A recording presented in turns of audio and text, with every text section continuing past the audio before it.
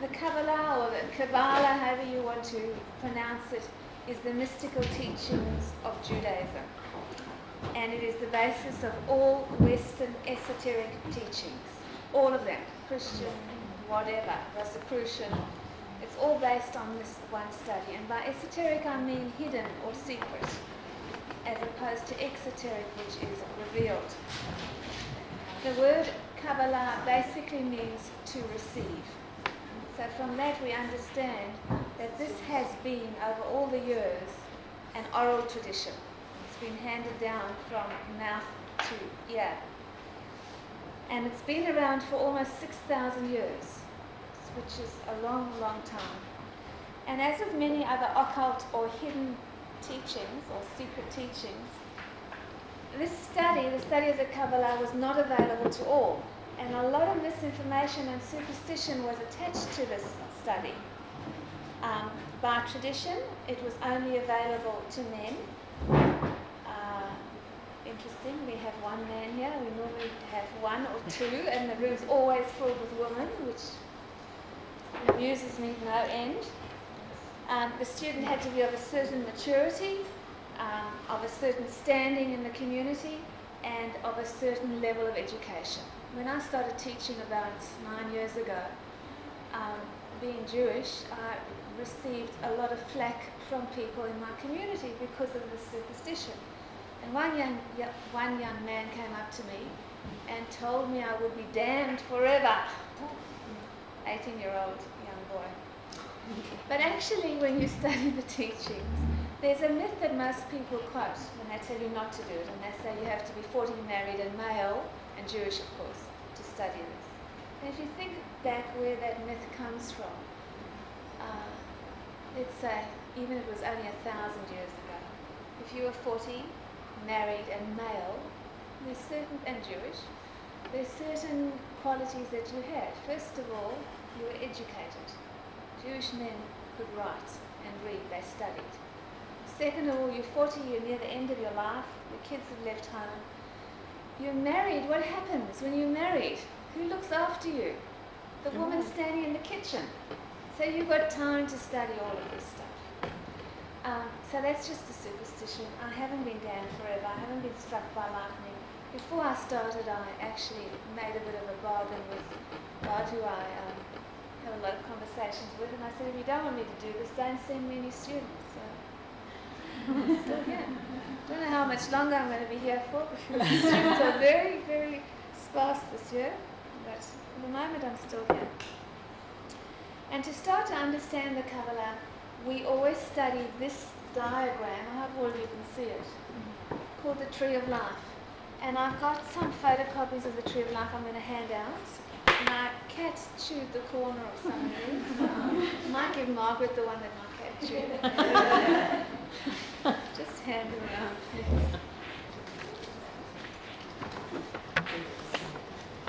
So if you all just take one, you're going to be writing on there. And you might need a bit of paper, or you could write on that, doesn't matter.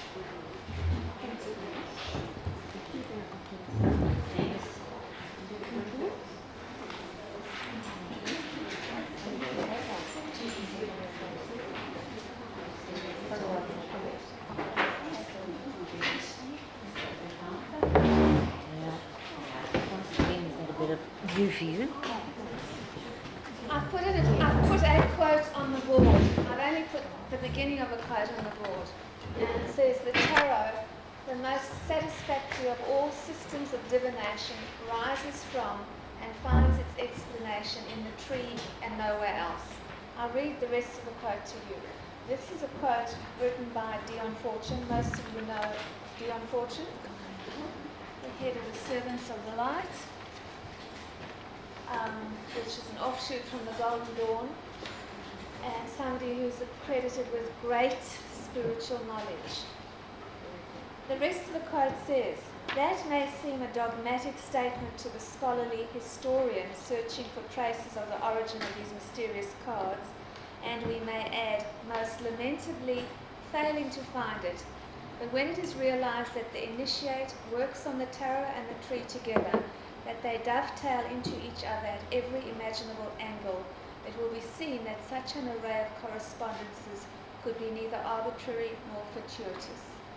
I'm not arguing for this or against it, I'm just giving you a quote. So this is a woman who studied Kabbalah extensively and wrote a book called The Mystical Kabbalah with a Q. Most of you heard of it. Very interesting book, but dated by today's standards. But she is absolutely adamant that to fully understand the tarot, you have to put it on the tree. Not agreeing or disagreeing with it, just putting it forward. So if we look at what she says most lamentably failing to find the origin of the cards. And we've all heard of many of the myths of, where does the tarot come from? A lot of them superstitions. None of these have been proven. We just know that in about the 15th century some cards emerged that were the forerunners of the tarot cards we play with today. And many of these myths speak of a connection to an esoteric tradition from a long time ago. And we get some very weird and wonderful stories, whether it's the ancient Egyptians, whether it's the Atlanteans, if there was such a place, whether it's the Kabbalists, it doesn't really matter. None of these have been proven. We also know, you all know and I know, that the tarot can be used in many different ways.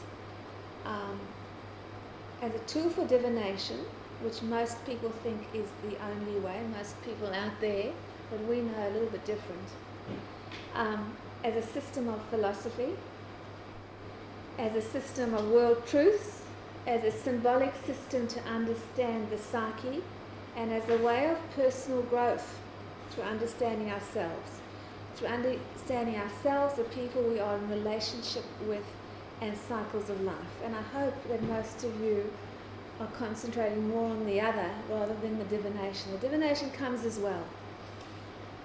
So if we look only at documented history and at none of the myths, which may be fairy stories, of course, we would say that the tarot came along much later than the Kabbalah.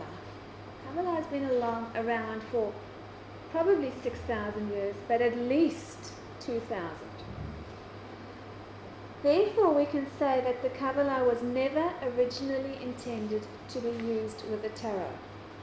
All following me? But I really do believe that the tarot was definitely intended to be used with the Kabbalah. And specifically with this picture called the Tree of Life. And most of you, I would say all of you, have seen this picture somewhere in a book, reading about tarot. This tree, when you understand it, or this piece of paper that I've handed out, is a map of everything that there ever is or ever will be in the world. It's like a DNA of creation. You can put anything on there. You can put a process, a plan, the creation of the world, the birth of a baby, anything on this map. It's a diagram. If you look at it, it's in perfect balance. It's got 10 circles on it. It's got 22 paths. You don't need to count them. Believe me, they're 22. They're held in a certain order, and they will always be held in that order until the world changes. That's just a given. That's what we're taught. And here, if we look at these, if we're trying to find correspondences between tarot and the Tree of Life, straight away we recognize the one. 22. What's 22? Major Arcana. So we've got a correspondence there. What's 10? What do we have 10 of? Each suit has 10. Now this is just at the beginning. We say it fits pretty well. We can then talk about the Hebrew letters, whatever. I'm not going to go into that at all. The Major Arcana, do you know what Major Arcana actually means in English? Big secrets. That's what it means. Big secrets. So when this connection between these two systems was actually made, we don't know. What we do know for sure, that by the 19th century, and specifically the end of the 19th century, the connection was definitely made. And the tarot cards that most of us use today were designed by people who studied the Kabbalah extensively. Arthur Waite, Aleister Crowley, Paul Foster Case were all students of the Golden Dawn. The Golden Dawn taught all their teachings through the Tree of Life or the Kabbalah. These people, right away, old Arthur, he channeled these pictures, obviously helped by some of the old cards, through his understanding of some of the secrets. And I also believe that because of the prohibition in those days of giving out of these secrets, a lot of these cards hold red herrings. So sometimes you've got to use your head rather than just believing what you see in these pictures. So I do believe that they put in deliberately misleading things in some of these pictures to mislead the student until the student could think for themselves. Because esoteric teaching is supposed to be secret. At the time that a lot of these books were written, there was a lot of controversy about actually putting it out there. Even when a lot of the books on Kabbalah were actually written down in the 10th century, 11th century, there was a lot of controversy. And a lot of these books are absolutely unintelligible, impossible to understand, because you've got to have the key before you can unlock the door. You all understand that? So I'm not going to give you a Kabbalah lesson. Most of you know what the tree looks like. These round spheres are called sephirot, which is plural. Sephirah is singular. They're connected by two paths. You'll notice that the paths are double-lined, which means that you move up and down. It's not a single line. The spheres of the sephirot represent certain realities, and the paths represent how we move between the realities. If anybody is confused, please just ask me. I like interaction, okay? The same way that you taught when you learned the tarot, the journey through the major arcana represents a journey of self-development. We can say a journey through the tree, up and down, sideways, whatever, represents a journey of self-development. Okay? So the use of the tarot on the tree actually takes the cards to maybe a bit of a higher level or a deeper level, or it pulls off a layer of the onion, however you want to describe it. And in using it with the tree, they can be used as very important vehicles for psychological and spiritual understanding. Every symbol on these cards has got a hidden meaning, or it has an esoteric symbolism. A symbol is something that is used to suggest something that cannot be adequately described in language. You all understand that? A picture, we understand by pictures much easier than words. More importantly, by continuous use, these symbols actually achieve a reality of their own. For example, we all know that picture of a circle with a cigarette in the middle with a line through it. We don't need to be told what that means. Somebody designed that maybe, 10, 15 years ago. In the beginning it was explained, but now we understand that symbol. It has a reality. It says no smoking. Right? The more we use symbols, the more they become real in another plane. The symbols then become charged with a force that they're intended to represent. So as long as we look at the tarot as being more than fortune-telling, more than divination, and throughout our history, maybe a little bit earlier, there have been people, searchers for knowledge, who have realized this. Just look at Carl Jung, one of the great minds of the 20th century. He worked with the archetypal energies held in the cards, held in the pictures or the symbols on the cards. And what a lot of these people are saying is that inner changes within us precipitate external events. External events precipitate inner changes. We know that. Yes? Look at September the 11th. The world is changed by what has happened out there. Whatever happened out there was changed by us, etc., etc. So the tarot cards help us to interpret these messages or the changes within us. What we see in the symbology of the tarot derives in a large measure from our own intuition, and once understood, reflects back on us to enrich our lives. So when we put the tarot on the tree, there are 10 circles. So what do you think goes in the 10 circles? The minor arcana. We have 10 circles representing certain realities, and the cards numbered the same as each circle are placed on those circles. You're following me? So for example, in the circle numbered 1, you would have all the aces. On the circle number 2, you'd have all the 2s, etc., etc. So before we do anything further, I'm going to show you how these circles are numbered. So I'm just going to draw it on the board, and then we'll move a little bit further on. Do you want to stop there?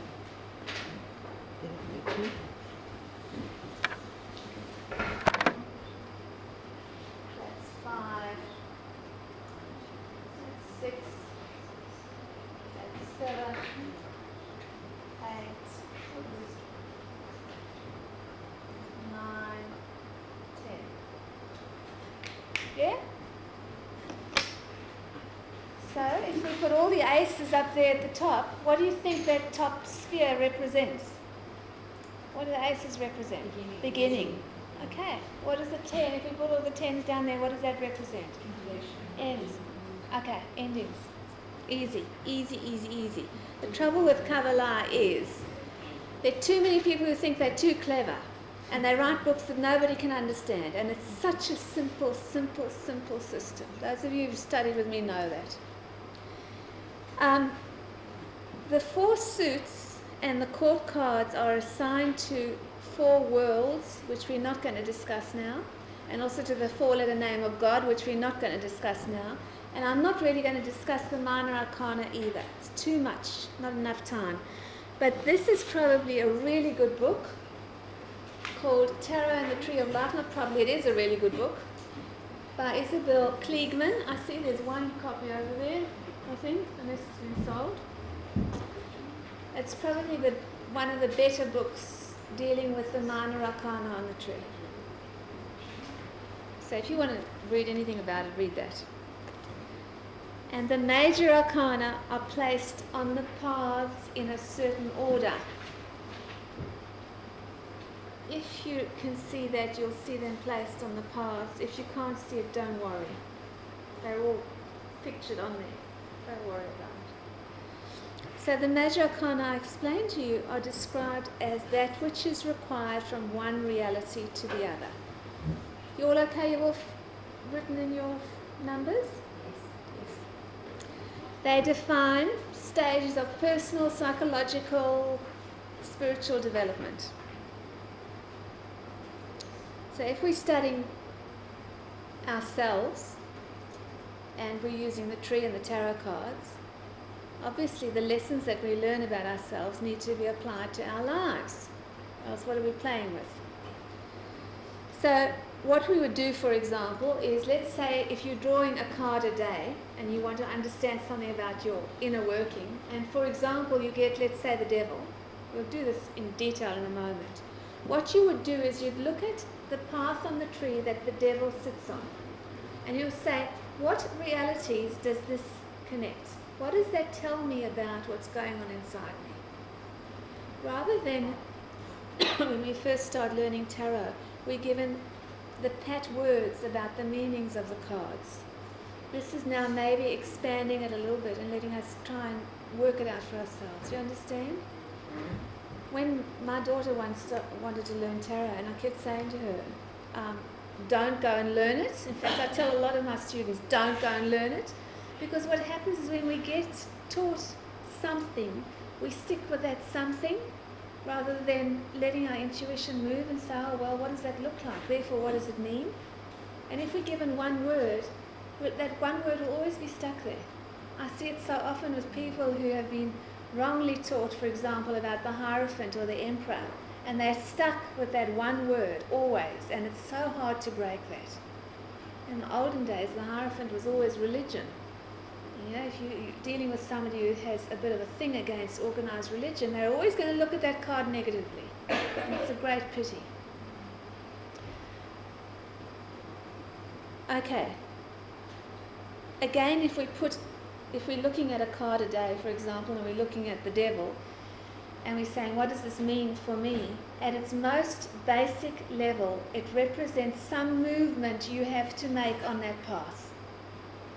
A path is there to be walked up or down. Understand? You all following me so far?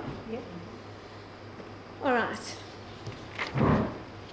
The other thing that's really quite interesting that you all know about is to look at the cards that you like and then look at the cards that you dislike and put them on the tree and think, okay, why? You know, why are these symbols irritating me? What does it mean about me inside?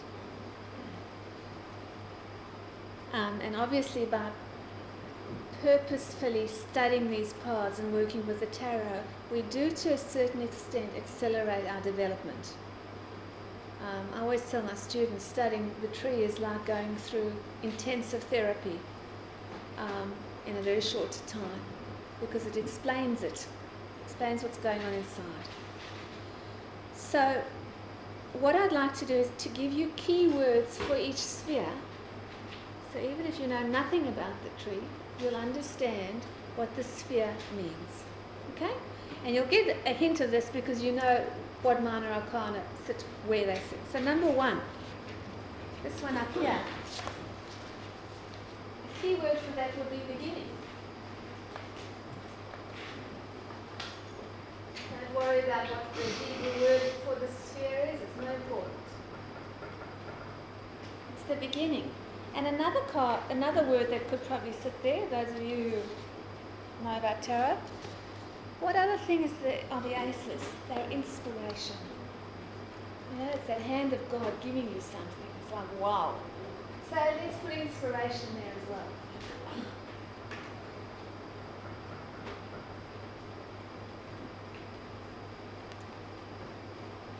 And then if we move to number 2, a key word for number 2 is, keywords, immense possibility,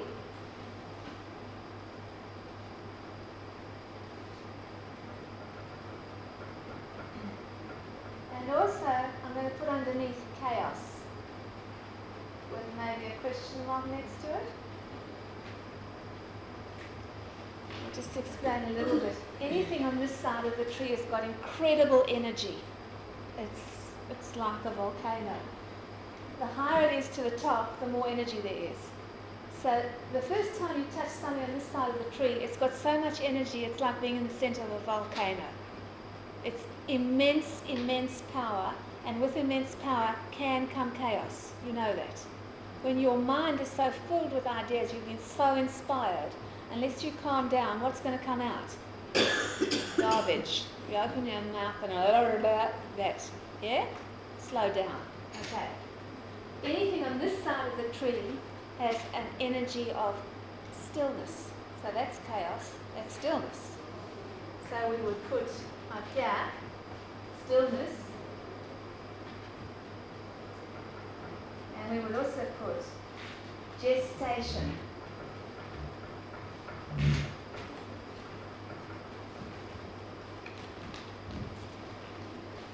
You may guess through looking at this picture that this is a picture of opposites. This side means one thing, the other side means the exact opposite, and the middle is equilibrium. The energies of everything. So anything on this side of the tree, whether it's that path, this sphere, that sphere, has got great energy. The other is exactly opposite, and the middle is balanced. Getting to understand? Yeah?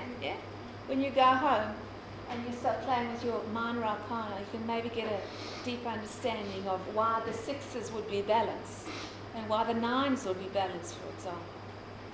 Okay? Then we move across again to number 4. So, what's the energy of number 4? Is it great energy or little energy? It's great energy, because everything on this side's got great energy. So a key word for number 4 would be giving and encouragement.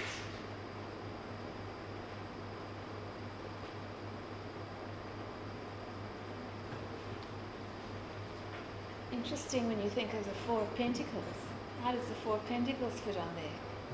That's a hard one. I'm not going to answer it today. So knocked down. Okay. So here there's more energy put in, and we move across here. And this keyword is adjustment.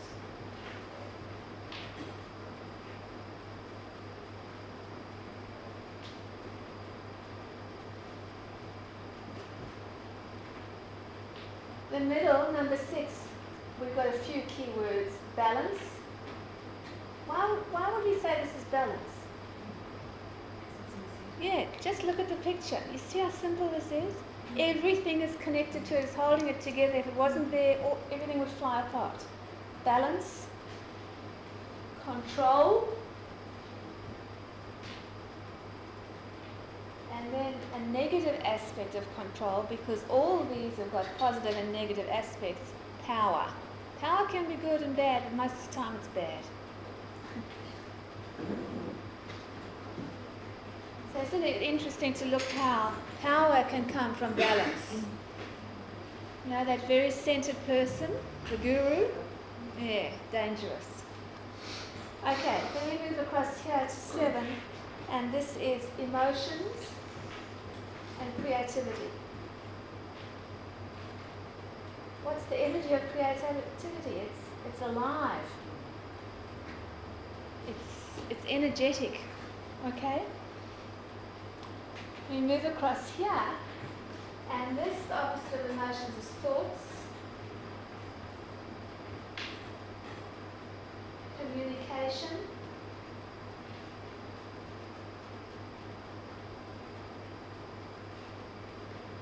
truth and lies.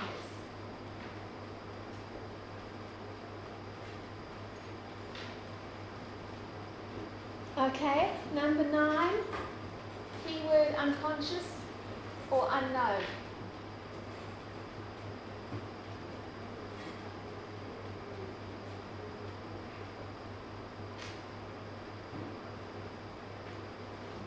And the keyword for the bottom of the tree, squashed down there, is keywords. What we see is what we get, or manifestation.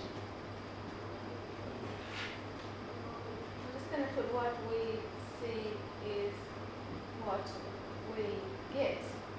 Now, if somebody read that, they think that was a secret formula, and they were very confused about that. Yes? Number 5 is looking very low. Oh, okay. Let's think of another word.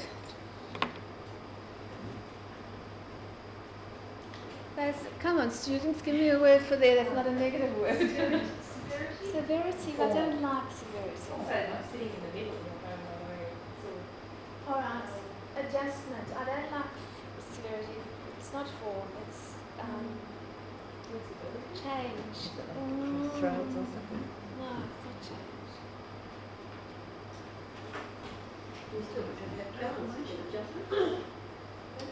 Transformation.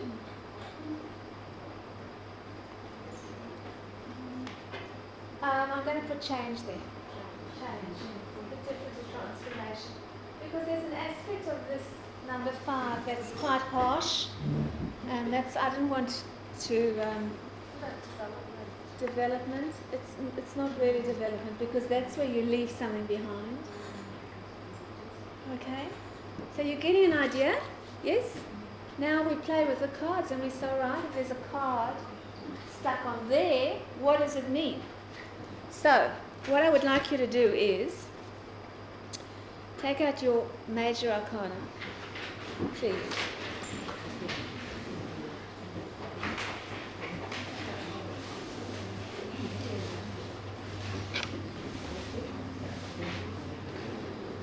And I'm going to tell you where they all go, what paths they go on, and then we'll start playing a little bit.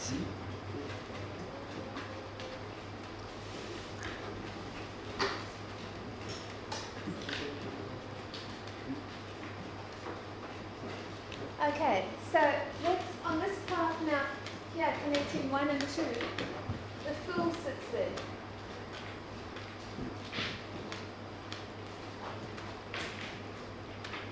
The path connecting 1 and 3, the Magician sits here.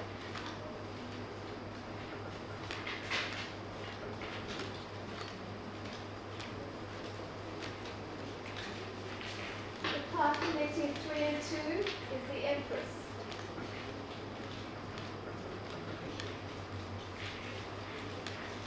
The path connecting 1 and 6 is the High Priestess. If you're not following me, it's all on that diagram. The path connecting 2 and 4 is the Hierophant.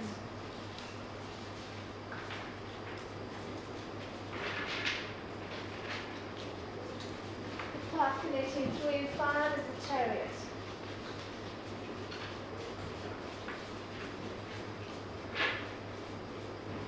Path connecting 2 and 6 is the Emperor. Now, that's one of the red herrings. If you read the Golden Dawn, they put the star there. Not correct. The Emperor. Path between 3 and 6 is the Lovers.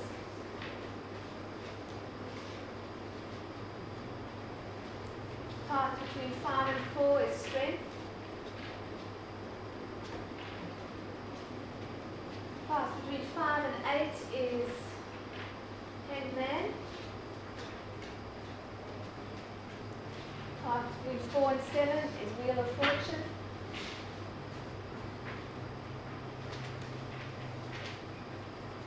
Path between 5 and 6 is Justice.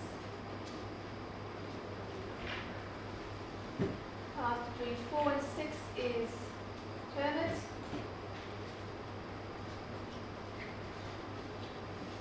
You all follow me? Sort of. Path between 6 and 7 is Death. Path between 6 and 8 is Devil. Path between 7 and 8 is Tower. 7 and 9 is the Star.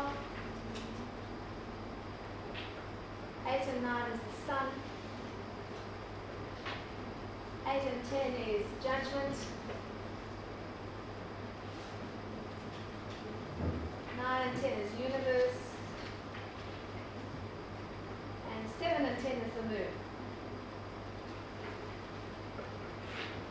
So,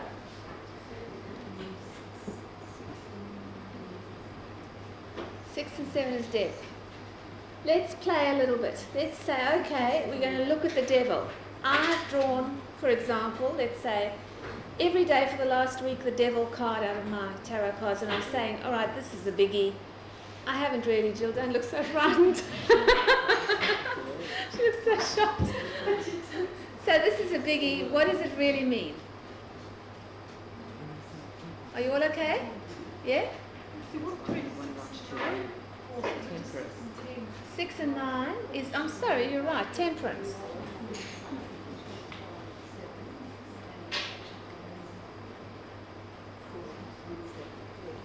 Who's missing? Any? You all okay? Okay, so let's play a little bit, and I'm not going to tell you, you're going to tell me.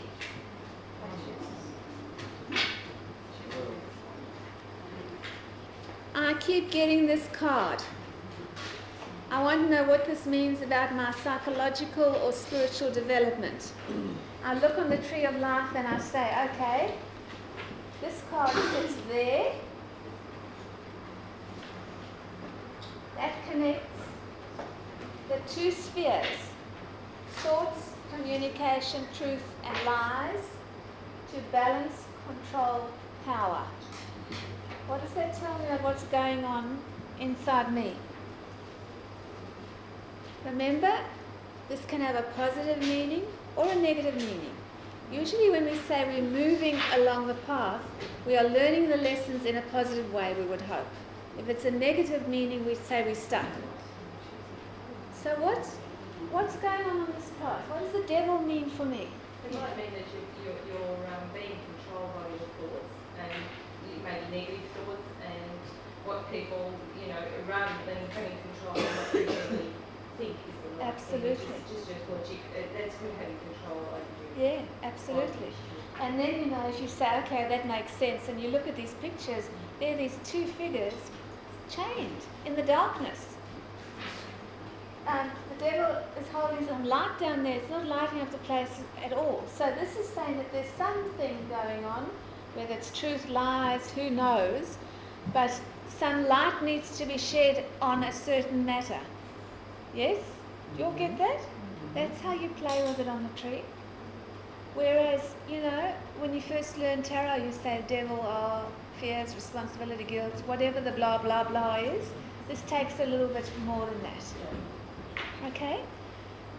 So to move on a little bit further, and this is the interactive part, and again, I'm going to be doing this with you. I'm not going to tell you anything.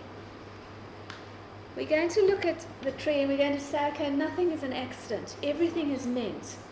So there's certain cards that seem to be on opposite parts of the tree. What do they mean in relation to each other? For example, anything on this side of the tree has got its opposite over there.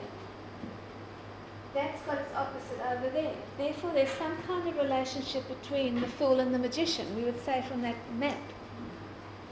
Therefore, the Fool and the Magician represent different energies of the same thing. All follow me? Okay, so let's have a look at this. Let's play a little bit. Fool goes there, Magician goes there. The tree says they're the same meaning. Same meaning, but different. Same meaning, but opposite. Okay, so tell me about the Fool. If we're moving on the tree, we're connecting the beginning and inspiration to immense possibility or maybe chaos. What is the Fool? What's the energy of the Fool card? What does he say? I see the Fool as taking a risk in order to grow, otherwise you're just stuck in the Yeah. And what's he saying? He's saying, I haven't got a bag, I haven't got a suitcase, I don't know where I'm going, I'm out of here. Yes? What does the Magician say? The Magician is connecting beginning and inspiration to stillness and gestation. Gestation meaning pregnancy. I'll sit with this until it's ready. What does the Magician, energy of the Magician say there? Lana. Think about it. I'm going to think about it. I'm not going to jump in blindly. What's the power of the Magician? It's the power of Concentration. will. Concentration in that Yes. one, whereas this is more sort of Yeah. a bit more chaotic. Yes, yes. And that's exactly what those cards mean, isn't it? Yeah? Oh, I see, yes.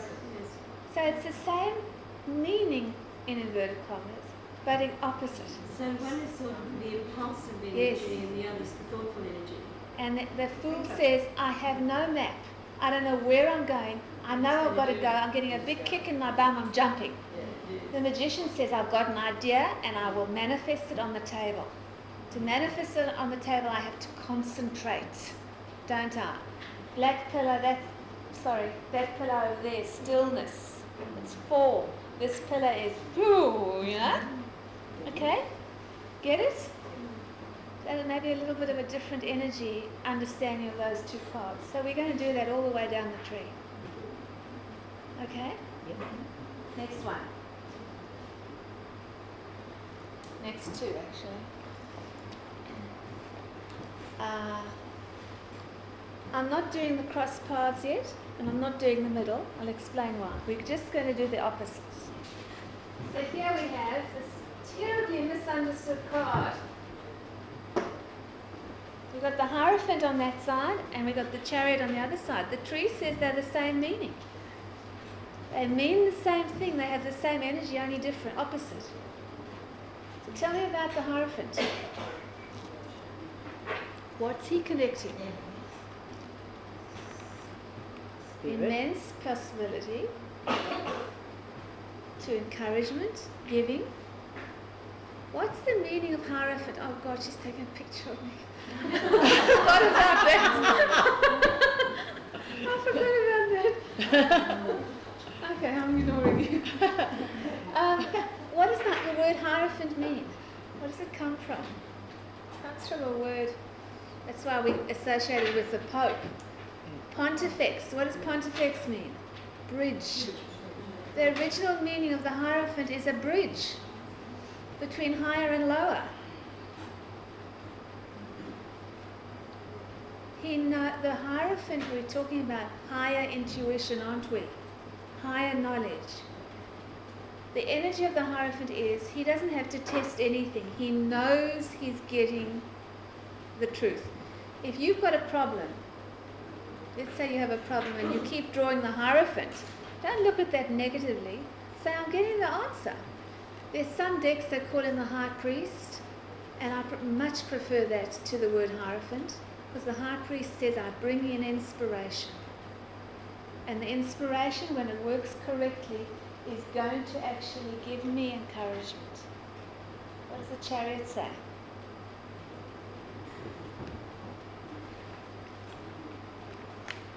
Look at that picture in the Chariot.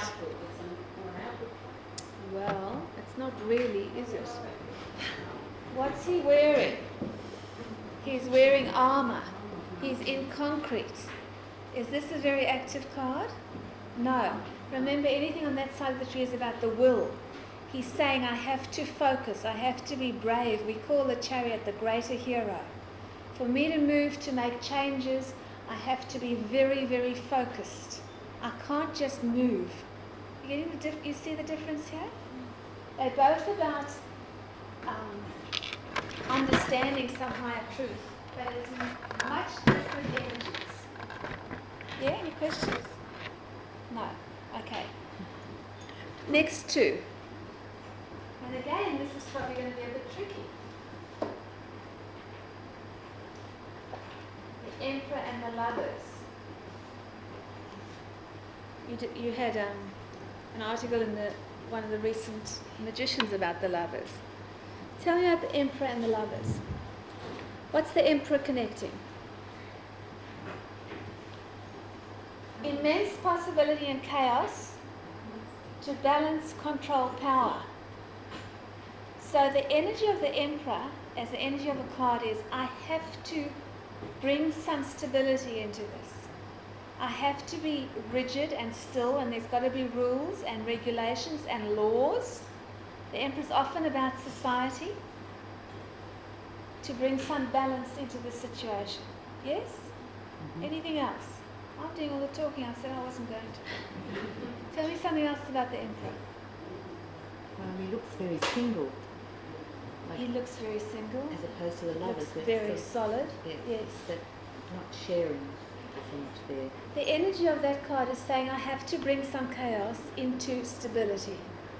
And how do I bring chaos into stability? Often through rules, regulations, society, boundaries. And through discipline. Yes, very disciplined. Have to be. Have to be. What does the Lovers say? Lovers is often making a decision, isn't it? It's also a journey towards wholeness. It says so here. Towards centeredness. The key in this picture is that she's looking there and he's looking at her. That's the key.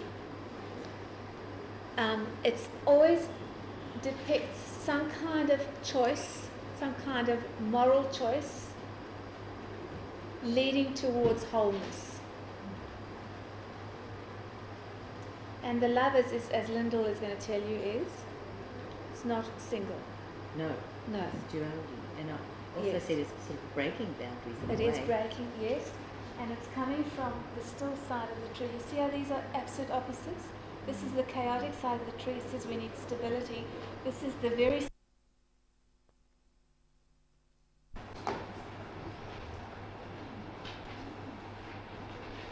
same meaning, opposite qualities. What is the justice? No, let's do the Hermit first. What does the Hermit card say? We're moving from balance, centeredness, control, power, to giving and encouragement. What's the energy of the Hermit? Tell me about the Hermit card. What does he say? He's gone into himself, hasn't he? He's the helping hand, he's the guide. He says, let me hold the light out for you. Let me encourage you. Let me help you. Let me teach you. Yes? Yeah. What's the energy of justice? The reality. Well, it's moving from adjustment to the center. Justice is a much harsher Yeah, you see, that's that severity card. Yes. It's a much harsher energy. It says move your bum. And if you don't move your bum, I'm going to really kick you. Make changes. Remember, justice is about taking responsibility for your own life, making changes. So a very different energy. This is much kinder. This is that's much more merciful. That's much more severe. Yeah? Okay. Next two. Devil and death.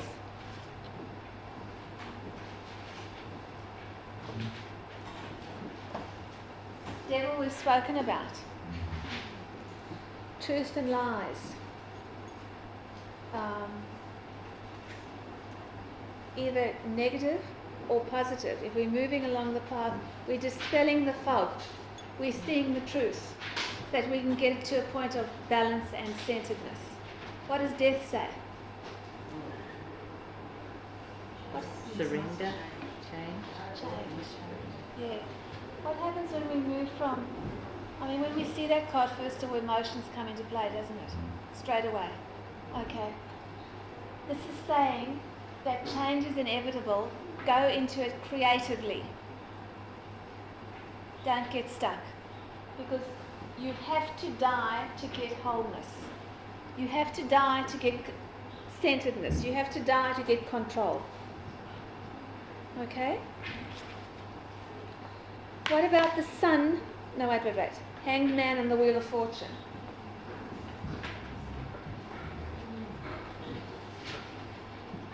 Same meaning, different energies. Wheel of Fortune is on the side of a tree that says giving, encouragement, creativity. Does that sound good? Sounds fantastic. But remember, it's on the chaotic side of the tree. What can happen with that wheel? Yes.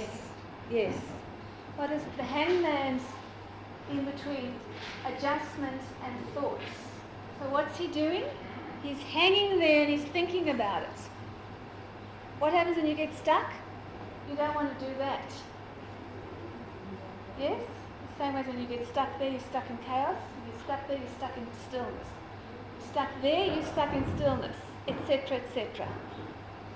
You all following me? Is anybody confused totally? No, much.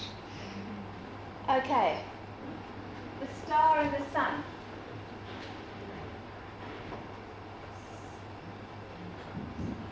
What does the sun say? Self-expression. Yes? In a very safe way, isn't it? That sun card is very non-chaotic. It's a new beginning in a very safe garden. That is certainly saying that your thoughts and understanding the truth have got a great deal to play in moving in towards a new beginning on that card. What does the star say? What does the star mean? Dreams, doesn't it? And also It's peace. It's moving, so it's moving from the unconscious towards emotions, pulling something out of the unconscious, understanding why it's affecting your emotions. It's moving out of the unconscious towards creativity. Often when we get the star card, it's about creative pursuits, dreams that we dream about and can realize. She's naked, she's looking at herself. It's seeing the true picture of who she is. Get it? Okay. What about the moon and judgment?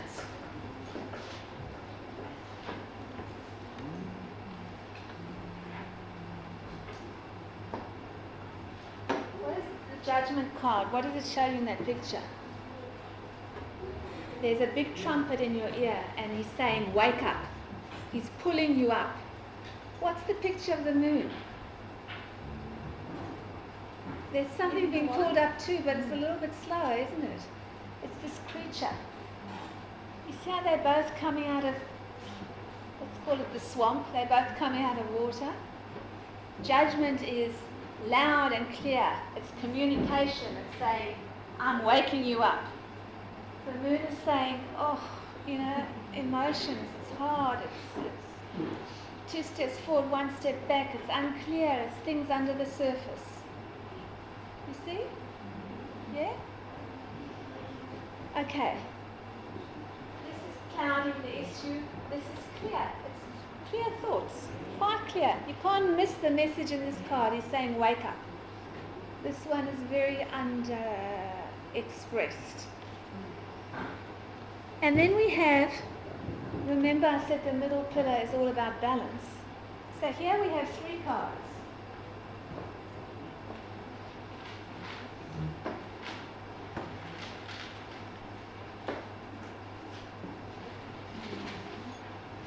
The fact that they're all one underneath each other, first of all show that those are all very centered cards, aren't they? There we have the world. What's the world say? Man, woman, hermaphrodites, centeredness, togetherness. Yes? What does temperance say? 1 foot in the water, 1 foot on the earth. Balance. What does the high priestess say? At oneness. These cards show an ever-evolving journey towards at oneness. Centeredness. These 3 cards across the tree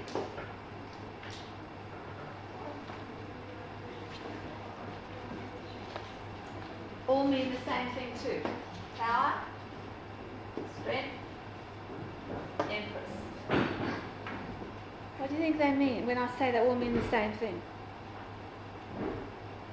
Give me one word that we could apply to all 3 of those cards. Growth. Active. Active.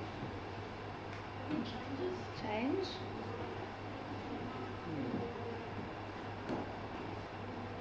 Change, I think, is probably the best word there. Down here, which is furthest away from inspiration, when the tower happens, do you know what's going on? No. Bolt out of the blue. Up here, which you're far more balanced, you know you've got to change something. To change something, you have to stop and look at what you're frightened of, what you've been running away from. You have to make deliberate changes. What does she say? She's saying you've learned so much in your life. You're pregnant with possibility. Something is going to come out of you that is fresh and new. You understand? So basically what you do here is, you can't have gathered this all in an hour. You go and look at these cards at home and you say, okay, Emperor and Lovers. Given that these mean the same thing, only have opposite energies, what can I understand about these cards? Okay, any questions so far? So what I would like you to do is to shuffle your major arcana.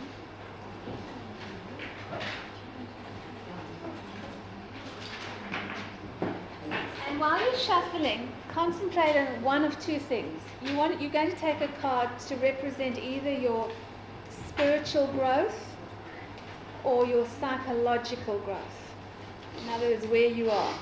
So concentrate on that.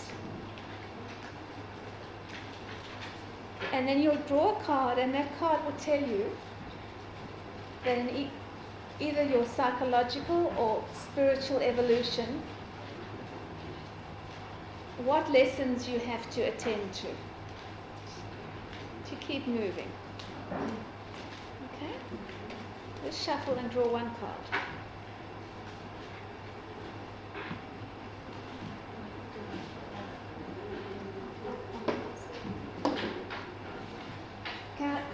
Can I take this off? Yeah? Yeah.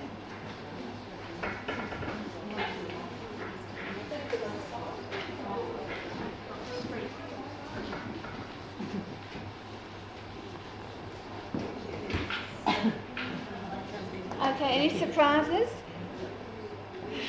What did you get dead? Oh, the Fool. Back to the beginning. Magician. Gotcha? What did you get? Star. Both the judge. Who's got the devil? What's that thing, truth, lies and videotapes? Be careful. Star. Fool. There are quite a few fools here. Wow. Yeah. Magician. Yeah, there are quite a few magicians as well.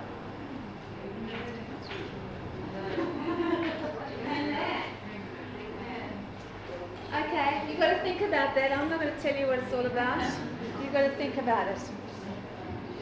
This is something you need to do on that path. It's very important that you look at the two energies that that path connects and see what you're missing, what you have to learn to get moving. Now, any questions before I give you a spread, a Tree of Life spread? Any questions?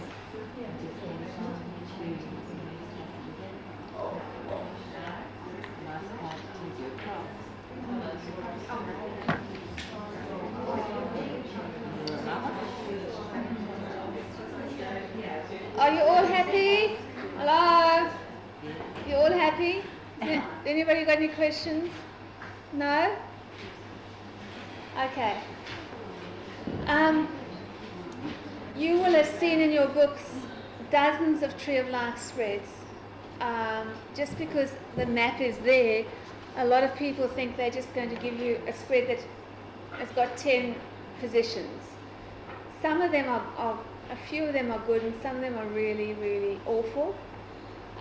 So I'm going to give you a Tree of Life reading that is based on those key words that I gave you. It's a fantastic spread if you want to look at the manifestation of an idea. Let's say you decide to start a business. You can always take out the significator or card number 1.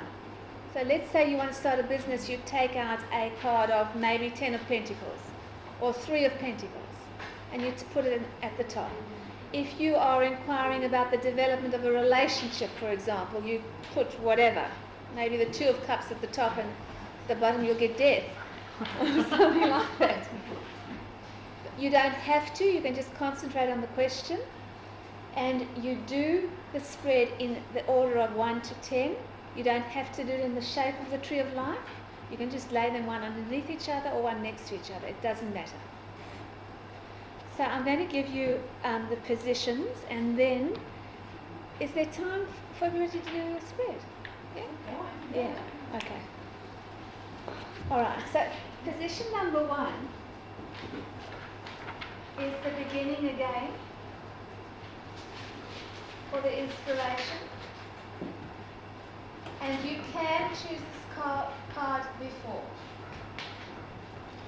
If you're thinking about moving house, for example, Knight of Wands, 4 of Wands, something like that. If you think of renovating your house, you know what to do. Okay, you take out the significator. Number 2, position number 2, is the potential of the situation.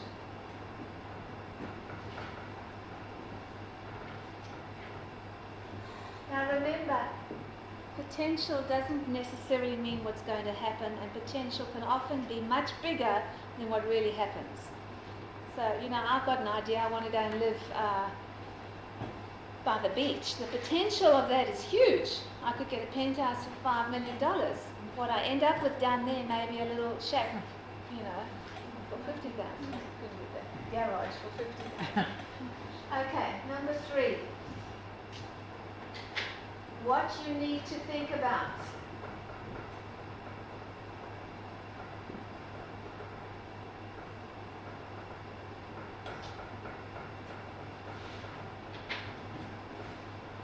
This is your first check.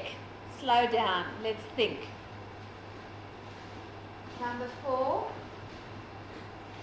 What will aid you? Number 5.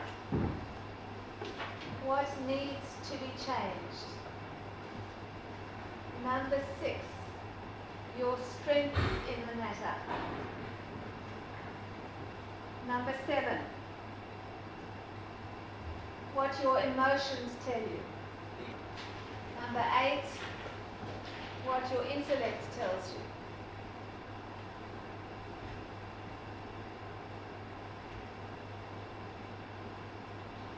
Number 9, what is hidden?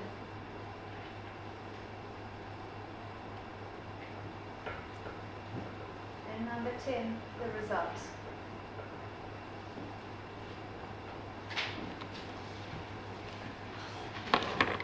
So, you want to do one for yourselves? Yes? Okay, go for it.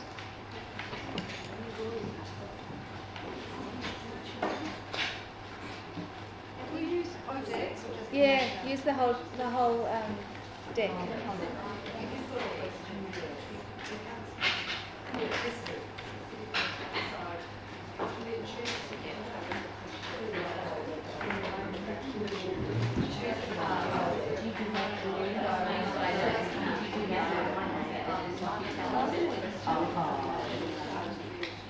And maybe we'll do a play one on the board, just to give you an example.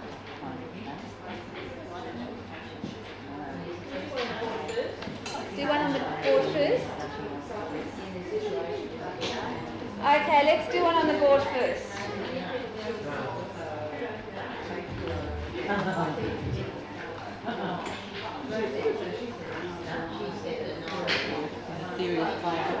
What would you like to do one about? Business. Damn, I was going to do relationship. Yeah, let's do it. You can laugh more about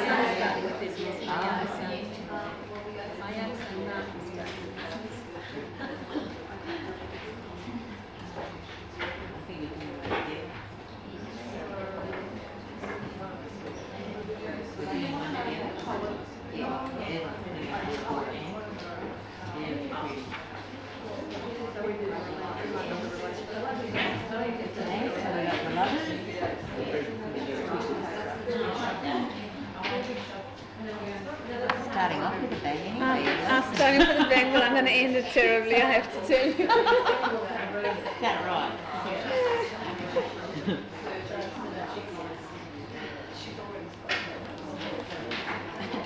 Lyndall, you grab those.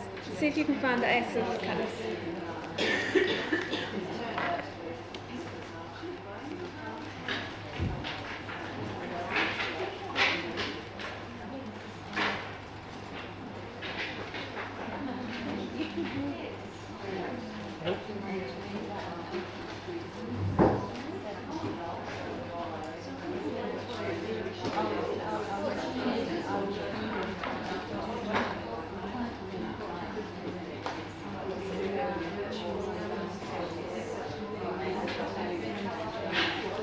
Hold the aces. You haven't got it? I've got the ace of pentacles before.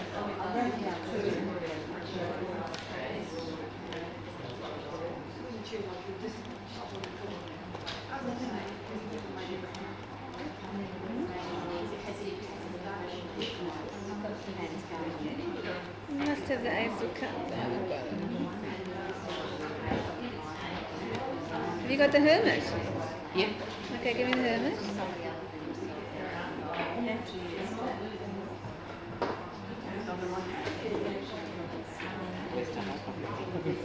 Yep.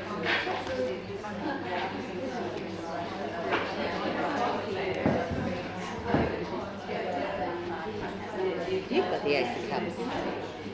Got the ace of cups? You had them. Don't want to see the happiness in front of your eyes, Evelyn.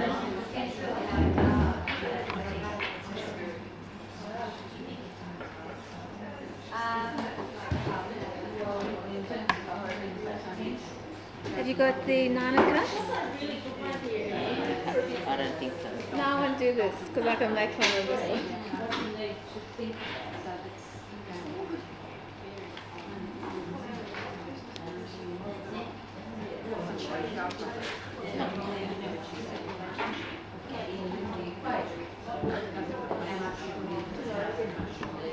Just can the emotions too.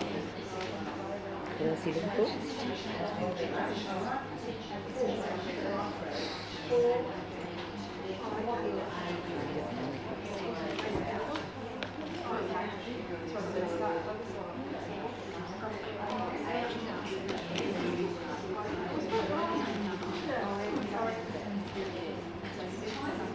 you got the Ace of Swords? No?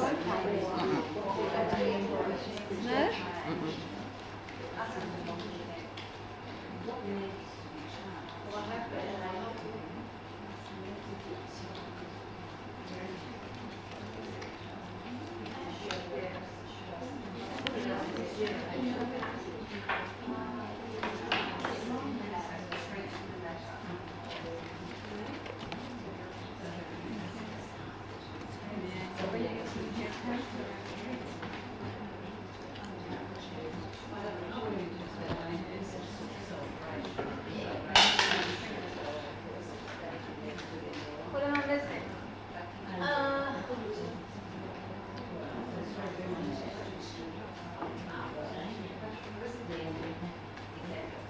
It needs to be changed. All right, let's do this. I'm not turning over the bottom card yet. This is a relationship. What's the beginning or the inspiration? What's the lover say? Passion. Make a choice. What else does it say? Do I want to get into the relationship? Do I want to go? This is the inspiration. So the inspiration of the lover's card, when you put it on the tree of life, says, I want to become whole through the other. I want to find my other half. What's the potential of the situation? Great joy. Yes, it is, isn't it? It could be just wonderful. What you need to think about. 9 of Cups.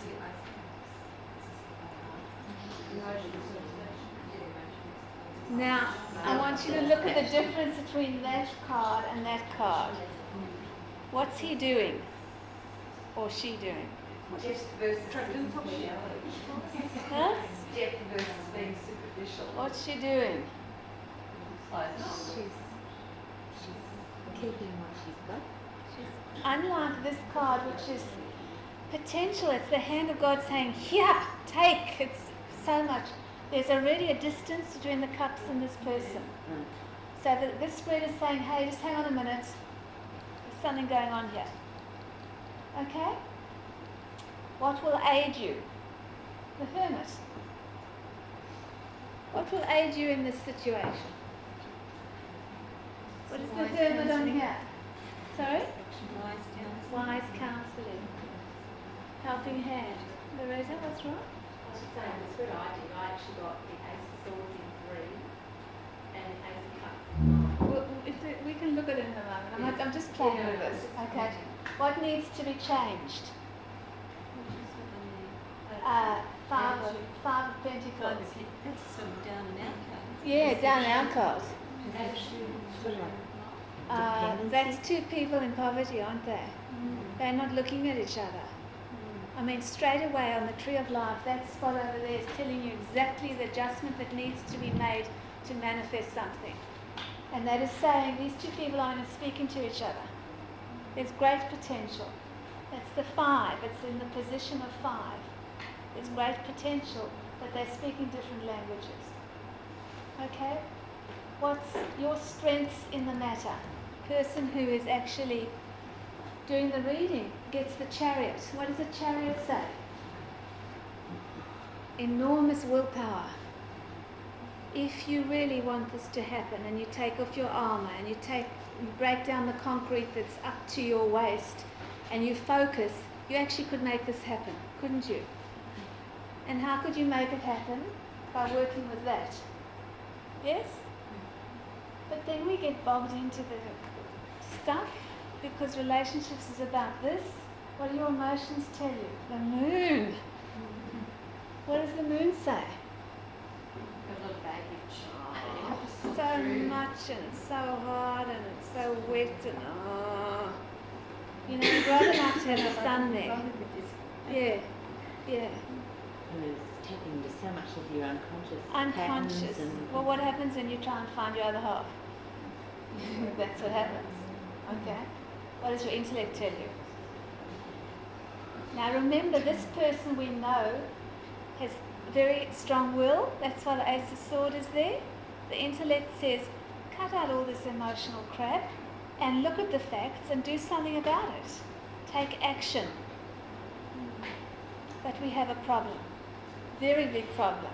What's hidden? What's the two words? Truth and lies.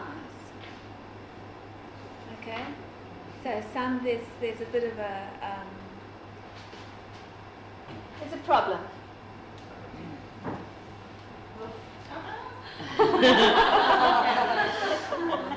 Okay, it's not going to work. No. What's wrong, Loretta? But it could work.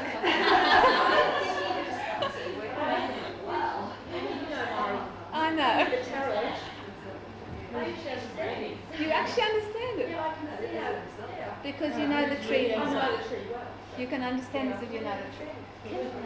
Linda. Can I just ask about that Five of Pentacles? Have you ever seen that in a relationship reading where actually something positive has come out of that? If it's the results, then no. If at the end of a relationship reading you got the Five of Pentacles, that's saying there is great potential. But for you both to find the doorway into that potential, you've got to talk to each other. If you see the Five of Pentacles and the Hermit together, very often you can say this relationship can be sorted out because that's outside guidance. Okay. But if you, for example, got the Five of Pentacles and the Four of Pentacles, then no. Or the Five of Pentacles and the Nine of Cups, no. It has much greater potential than is shown. You know, the Nine of Cups is a okay card. There are 9 cups there. But that person is not passionately intertwined in the relationship. You know, there's a distance. Okay, any other questions? The devil indicates that you're hemmed in the relationship, that you... If the devil is coming up in what is hidden, then I'm sorry to say you're being lied to. Or you're lying to yourself. The devil is darkness. Okay, we need to dispel the devil with the sun. Or we need to dispel the devil with the tower. But yeah, it's not a great card to have in a relationship spread. Any other questions? Okay, Loretta, you want to do yours? No? Does anybody want to do theirs? Just to play with. Yeah? Linda? You want to bring it up here? And then we will end.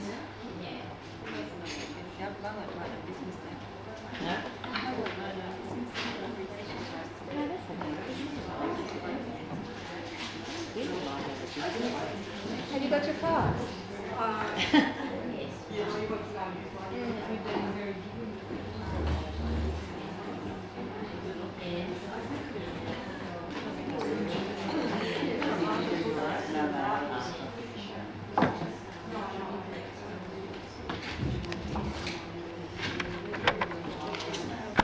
Okay, Linda's question is, where's she going with her idea to get into creative writing? The first card that Linda did not choose is the High Priestess as inspiration. What would that say? Is that good or not good? Good if she uses Fantastic. discipline and puts Fantastic. it in, she can get It somewhere. says she's holding it all together there. You know, she's doing it. Okay? So the inspiration is all there. The potential of the situation is the moon. What does that say about Linda? She's a bit emotionally confused. She's a little bit caught up rather than with the head. This is something that you really, really, really want, don't you? And if you don't get it, it's going to really, really, really hurt. And I think it's about delving back into a lot of psychological shit. Yes. So therefore, what happens is somebody really wants something, and if they don't get it, it's really going to hurt. They don't do it. So the potential of this situation is saying you're going to drag up a whole lot of stuff. Do you really want to do it? What you need to think about. That's going to reflect Which is where the past stuff comes in. 6 of Swords. So what you need to think about is that when you start this wonderful career that you really want to do and the emotional stuff is going to come up, 6 of Swords is about family secrets. Family secrets, you're going to be moving through murky water. You certainly will be able to sort them out, but it's going to be a bit difficult being swords. What will aid you? Ace of Swords. Isn't that perfect? Ace of Swords deals with the moon. Ace of Swords says clear thinking. Don't get, in this situation, I always tell my students, don't use that, use this. In this situation, don't use this, use that. Yes. What needs to be changed? 9 of Pentacles. What needs to be changed? I've got my idea, and that is that I probably won't be as totally financially secure as I have. Well, it could also say that if you are earning money now that keeps you financially secure, you need to leave your job to go and do this. You see? Because that keeps you stuck in your garden of money. Could it also mean maybe being prepared to share a bit more, or it's very independent?